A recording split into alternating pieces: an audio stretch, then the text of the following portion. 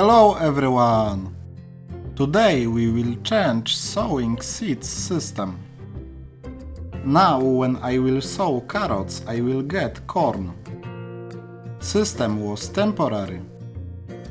So we need to change this system. Really thanks for watching. Have a nice day.